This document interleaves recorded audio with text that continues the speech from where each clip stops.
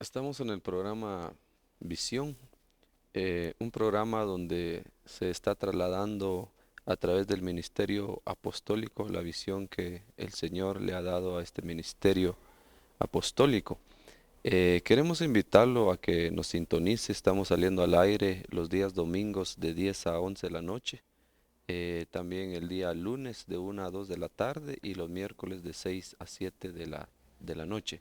Lo invitamos a los pastores, líderes, obreros, discipuladores, a que nos acompañen a estar sintonizando este programa, ya que es de mucha bendición, donde a la luz de la palabra se está trasladando la visión a través del ministerio apostólico que el Señor ha levantado en esta área de las Verapaces y también para toda Guatemala y a donde el Señor nos vaya llevando. Entonces lo invitamos para que usted esté pendiente de este programa, disponga su corazón a escucharlo, ya que ha sido de mucha bendición, y que también usted también pueda hacer sus preguntas, consultas, que ahí estaremos poniendo un número de teléfono más adelantito para que usted pueda escribirnos o llamar con toda libertad. Entonces, vamos a seguir platicando con nuestro hermano apóstol. Hemos estado viendo las 7 iglesias del Apocalipsis, capítulo 2 y capítulo 3 de Apocalipsis. Hoy vamos a dejar a nuestro hermano apóstol para que nos siga compartiendo. Hoy vamos a ver la iglesia de Filadelfia. La sesión pasada vimos aspectos de la iglesia de la Odisea, donde vemos ahí cómo se ve el tiempo que estamos viviendo. Entonces, voy a dejar a mi hermano apóstol para que nos comparta lo que el Señor ha puesto para hoy en su corazón. Bueno, Amén. gracias hermano Fernando. Bendecimos al Señor por Amén. la oportunidad que nos sigue brindando de presentar aspectos que están relacionados con la visión de trabajo que nos concedió el Señor, darla a conocer, no solamente a través de la palabra, sino de la misma vida que el Señor nos permite a nosotros ir experimentando. Amén. Me recuerdo yo que en la segunda sesión eh, enfocamos la palabra que el Señor le envió a la mujer de Samaria cuando le dice, eh, has dicho verdad, porque 5 has tenido, dice, y el que ahora tienes no es tu marido, ¿verdad? Entonces enfocamos que 5 es número de gracia, es número de misericordia, pero también es número de 5 ministerios. Entonces, esta mujer había sido trabajada por 5 que ahora el Señor está diciendo, ninguno de ellos, ¿verdad?, representó al Señor. Por eso es que no hubo señorío, ¿verdad? Entonces se puede tener el distintivo, ¿verdad? Inclusive se puede tener el distintivo apóstol, profeta, evangelista, pastor, maestro, y no estar representando realmente la visión. Y entonces se carece de señorío. Y luego le dice, y el que ahora tiene es el sexto, ¿verdad? No es, no es tampoco, dice, va. Muy bien. Entonces se puede ver el sexto, lo enfocamos en la Odisea. Mira, ahí lo enfocamos en la Odisea. Y al enfocarlo en la Odisea, porque el Señor le dice claramente, le dice en el diagnóstico que pues es pobre, desnuda. Bueno, le da varios apelativos ahí. Dice, y ninguna cosa tengo necesidad y no sabes que eres desventurado, miserable, pobre, ciego y desnudo. Va, son Ujú. 5 cosas, 5 cosas, sí. ¿verdad? Ujú. O sea que son 5 áreas que debieron de haberse despertado, Ujú. ¿ves? pero no fueron despertadas, por lo que ya dijimos, ¿verdad? Que no hubo señorío. Entonces, la encontramos, en la mujer estamos viendo el panorama del cristianismo. Entonces encontramos al cristianismo, sobre todo en el tiempo en el que estamos viviendo, que todo su enfoque es humanista, ¿verdad? Humanista, que sería entonces el sexto.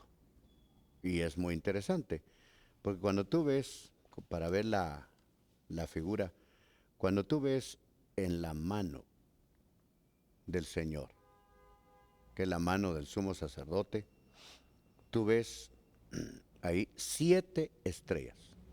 No ves 5, no ves 6, ves 7 estrellas. ¿Verdad? Vaya. Entonces en los 6 siempre se va a ver al hombre. Y el hombre puede iniciar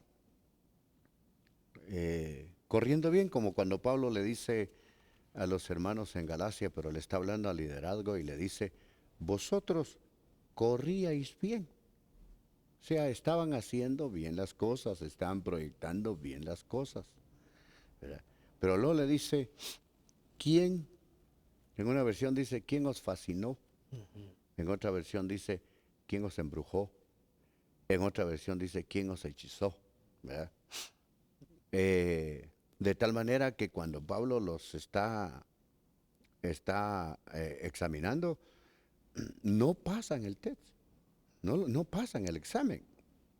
No lo pasan porque les dice Pablo, ustedes empezaron por el Espíritu y ahora quieren perfeccionarse por la carne. Y no, el perfeccionamiento va a ser de acuerdo a cómo se empezó. Vaya, por eso los ministerios se le llaman ministerios del Espíritu. Ahí hay que entender, porque se le llama del Espíritu porque el Señor, por la vía del Padre, se los entregó al Espíritu de Dios. Entonces son las herramientas que utiliza el Espíritu de Dios. Como lo figurado, creo que tocamos un poquito en una de las sesiones, cómo están figurados en los camellos. No así en el animal, sino por cada camello un hombre. 10 camellos, ahí habla de la totalidad del ministerio. La totalidad del ministerio. Entonces, para mí, la séptima estrella es el ministro que en realidad está ligado al Señor. Como por ejemplo, cuando el Señor dice, o cuando le dicen al Señor en las bodas de, no, perdón, cuando dicen en las bodas de Caná de Galilea, aquellos 6 hombres, ¿verdad? Porque eran 6 depósitos, entonces eran 6 hombres, va, o 6 eunucos. Si habían más, pues no vamos a entrar en discusión por eso, ¿va? Pues estamos viendo hombre. Le dice, haced todo lo que Él os diga. Ese es el que está ligado, ¿ves? El que está ligado, porque el que está ligado es a la manera de Pablo. Por ejemplo, Pablo en su experiencia dice,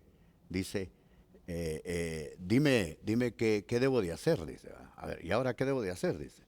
Entonces le dicen, bueno, vas a entrar a Damasco y luego se te dirá, ¿ves? Y uno empieza a analizar el recorrido de Pablo y algunos otros, y va encontrando uno que Pablo se concretó a hacer lo que el Señor le iba ordenando. Y por eso vemos en Pablo, que es el único que señala la Biblia como el perito arquitecto de la iglesia. Vaya. Y vemos en él que él dice claramente en el capítulo, bueno, está en el 9 de Hechos, en el 22 de Hechos también, y en el 26 del libro de los Hechos. En el 26 creo que es donde dice, yo no fui rebelde a la visión celestial. Entonces es la visión celeste. Cuando uno lee la carta a los Gálatas, ahí dice claramente que Pablo, para recibir todo este paquete, dice, se fue a la Arabia. Entonces él fue discipulado directamente por el Señor. Por eso cuando el Señor por una revelación lo envía a Jerusalén, ¿verdad? En Jerusalén se dan cuenta que este hombre como que hubiera estado presente, pues, ¿verdad? En el desarrollo del ministerio del Señor. Más sin embargo, la preparación, el discipular a Pablo fue mucho más profundo porque lo hizo el resucitado. ¿Ves? El resucitado. Vaya.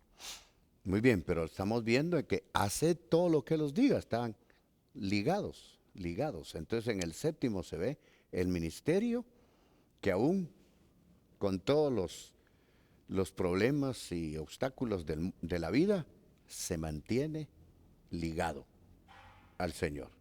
Es el que puede decir a la manera de Pablo, ya no vivo yo, Cristo vive en mí, ¿verdad? Porque no anda buscando satisfacer su propio ego, sino el todo del ministro que está ligado es satisfacer el corazón del Señor, ¿verdad? Porque a él se debe, pertenece a Él y es para Él.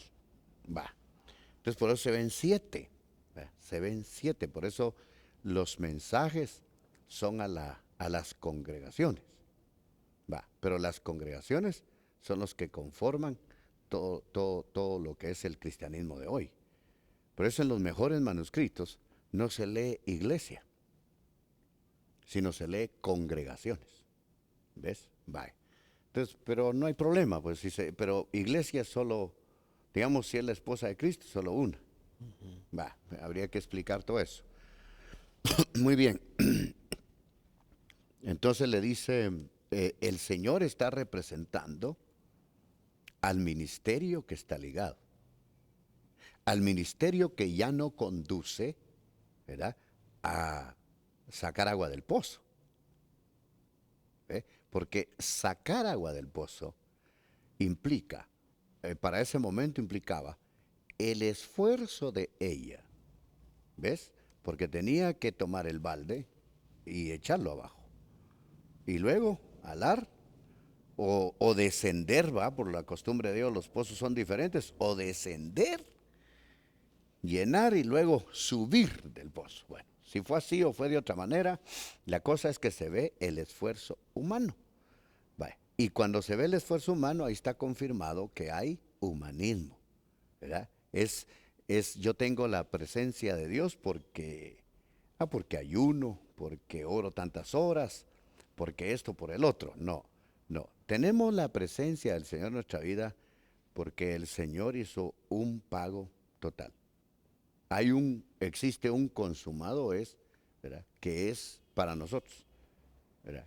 Ese consumado es el que con el respeto que merece el Espíritu Santo porque Él es Dios, pero ahí está cancelada la operación aún del Espíritu, como en el caso, por ejemplo, de David. David dejó todo el material,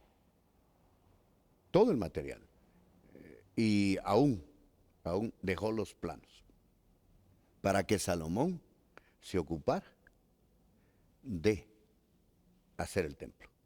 Es la operación hoy del Espíritu Santo. Todo lo dejó el Señor ya cancelado.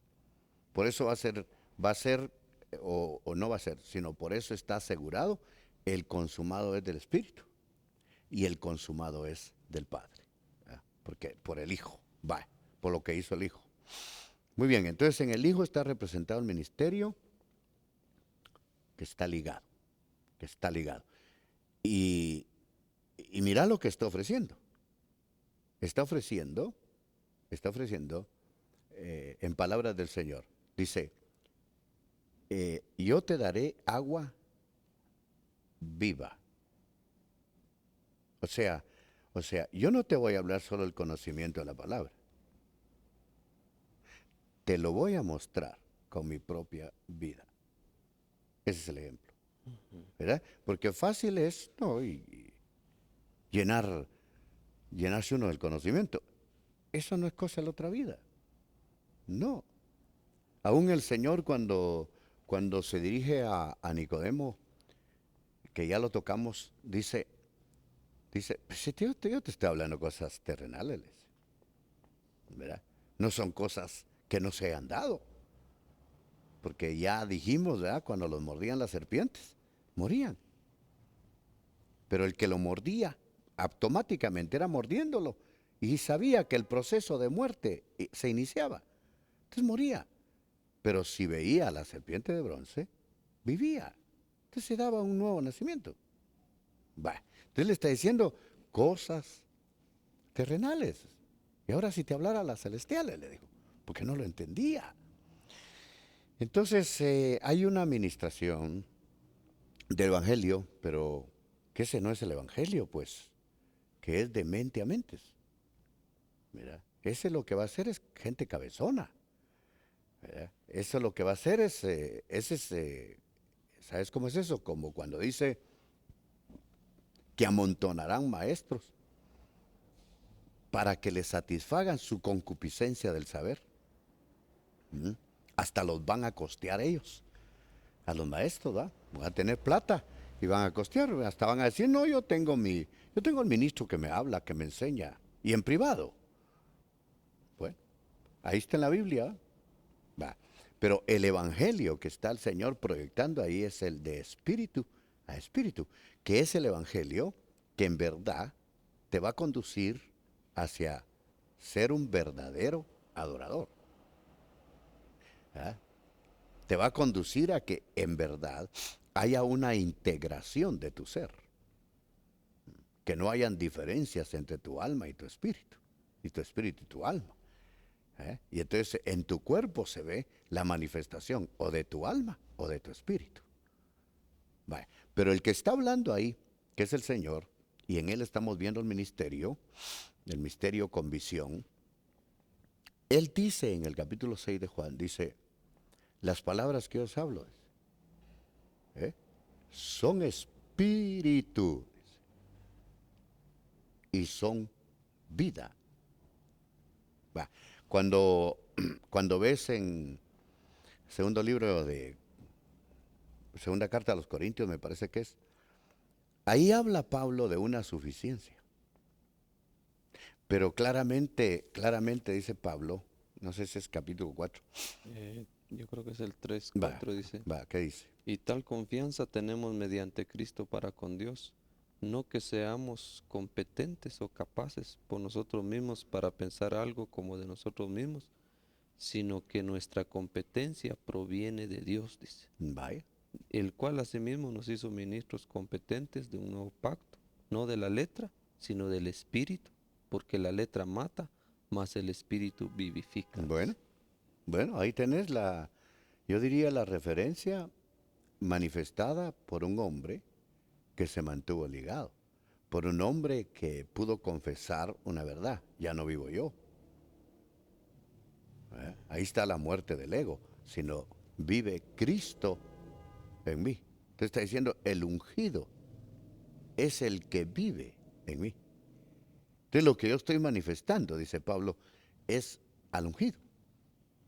No estaba manifestado Saulo, sino el ungido. Vale.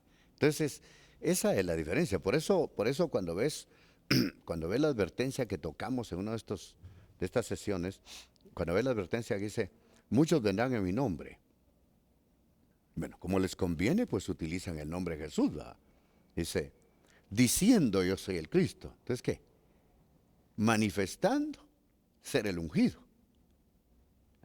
Pero hemos visto la dicha, la bendición que Dios nos ha otorgado, porque en este pacto, en este nuevo pacto, el Espíritu de Dios mora en nosotros.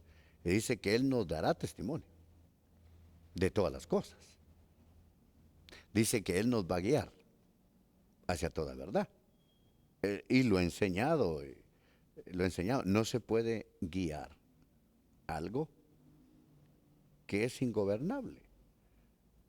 ¿Ve? Si yo empiezo a anteponer mis conceptos en cuanto a la palabra de Dios, voy a contristar al Espíritu de Dios. Y es posible que el Espíritu de Dios se haga a un lado y me deje por mi necedad, porque primero Dios aplica la palabra para él. Al necio hay que dejarlo en su necedad. ¿Ves? Bueno, muy bien, entonces volvemos. Está ofreciendo Y dijimos, ahí se ven a los ministerios del Espíritu. Vaya, porque el que iba a la cabeza en el caso de Génesis 24 era Eliezer, el siervo más viejo de la casa de Abraham, con el que se había hecho un pacto y se había puesto la mano en el muslo y se había hecho un pacto de ir, buscar y luego traer a la esposa de Isaac, ¿verdad? Que estamos nosotros completamente seguros que son los 7 remanentes de las 7 congregaciones, ¿verdad? Los 7 remanentes de vencedores de las 7 congregaciones. Eso vamos a verlo más adelante, porque hoy estamos viendo otros aspectos. Muy bien, muy bien. Ahora, no el que llevaba la voz era Eliezer. Entonces, el que lleva la voz tiene que ser el Espíritu de Dios. Porque si no es el Espíritu de Dios el que da la voz, entonces ¿quién la lleva? Va. Y si es el Espíritu de Dios el que lleva la voz, es reconocido por el Señor. ¿Va? Porque el Espíritu de Dios es el abogado. ¿Va? Porque Él aboga por nosotros. Dice, ustedes no saben cómo pedir, dice. Pero Él pide por ustedes. Entonces Él aboga, es un abogado dentro de nosotros que se entiende con el abogado ante el Padre. Vale, muy bien, muy bien. Además de eso dice, en capítulo 12, no estoy mal, de 1 Corintios, dice que es el que nos dota de la sabiduría, no de este siglo, dice. ¿Verdad? Capítulo 2 dice, sin embargo, 2:6, sin embargo, hablamos sabiduría entre los que han alcanzado madurez, y sabiduría no de este siglo, ni de los príncipes de este siglo que perecen. Hablamos sabiduría de Dios en misterio, la sabiduría oculta, la cual Dios predestinó antes de los siglos para nuestra gloria. Fíjate, fíjate. Y ahí dice que si los príncipes de este mundo hubieran tenido esa sabiduría, no lo crucifican. Sí, así ¿Ah? es. Entonces la sabiduría del mundo, por eso es que adelante dice locura. ¿Verdad? Vaya. Va, pero ¿qué estamos viendo ahí? Ahí dice que esa sabiduría es para los que le aman. Entonces, ¿quién es el que va a estar ligado al Señor por el Espíritu? El que le ama. El que le ama. Ahora, leamos en Juan 14, leamos el verso 21 primero, por lo que dije, ¿va? Sí. Dice, verso 21, 14, 21. El que tiene mis mandamientos y los guarda, ese es el que me ama.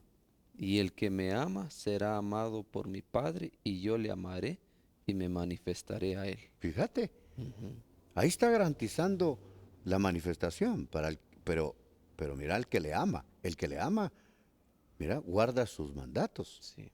¿Ves? Vaya. Ahí están los mandatos dentro del contexto del nuevo pacto.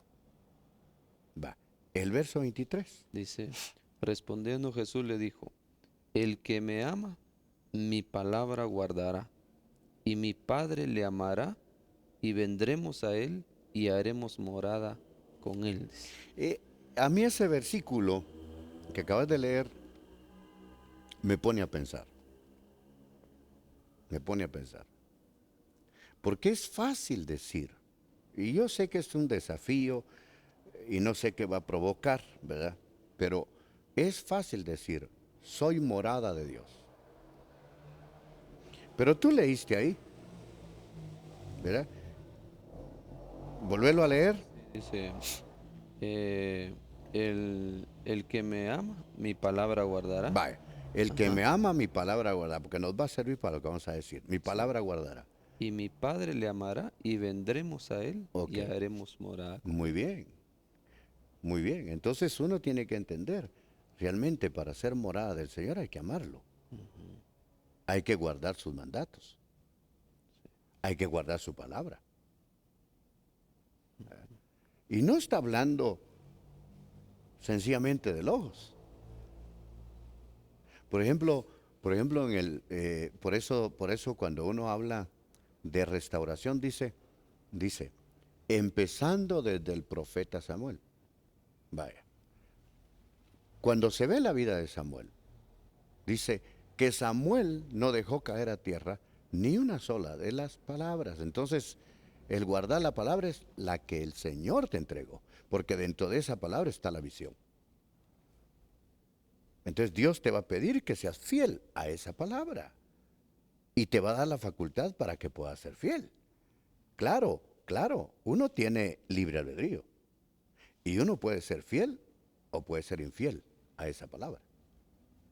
Porque yo estaba analizando, esa mujer era fiel a la causa. Dice, no, no, y nosotros siempre hemos venido a sacar agua de este pozo, ¿verdad? Porque por toda una vida la trabajaron de esa manera. Entonces nosotros vemos a mucho pueblo dentro del cristianismo practicando, no el evangelio, practicando religión, ¿verdad? Practicando paganismos, costumbres, porque se ha perdido el objetivo, ¿verdad? No es sencillamente pararse tras un púlpito y decir un montón de cosas. No, no, tiene que haber dirección, ¿verdad? Porque entonces uno debe entender, Dios le está diciendo, yo voy a hacer en ti mi morada. ¿Ah? Porque el ejemplo es el Señor Jesús. Nunca el Espíritu Santo antes del Señor había descendido y se había quedado morando en un hombre. Fue hasta en el Señor que descendió el Espíritu y se quedó morando. ¿Ves? Por eso el Señor claramente lo dijo. El Señor se concretó en hacer y hablar todo aquello que el Padre le había ordenado. Bueno, el problema, por alguna razón que está dentro del problema que vamos a ver, por alguna razón Pedro dice claramente, dice que la palabra dice, no es de particular interpretación, dice. No, quienes interpretaron la palabra, dice que la inspiración más que todo, fueron hombres santos, hombres iluminados por el Espíritu de Dios. Mas sin embargo ahora, ¿por qué hay tanta interpretación?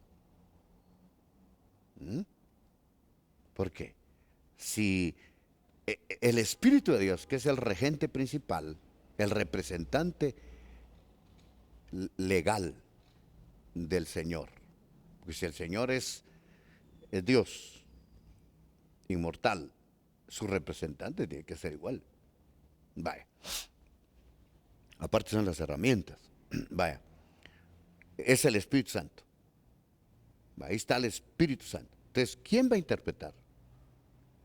¿Quién va a interpretar la gracia? Yo, en lo personal, no tengo capacidad. Soy capaz de convertir la gracia en un libertinaje, porque me favorece. No, tiene que ser el Espíritu de Dios. Por eso la voz que habla desde los cielos ahora es la voz del Señor. Pero allá era la voz del Padre. Era la que trasladaban, la voz del Padre.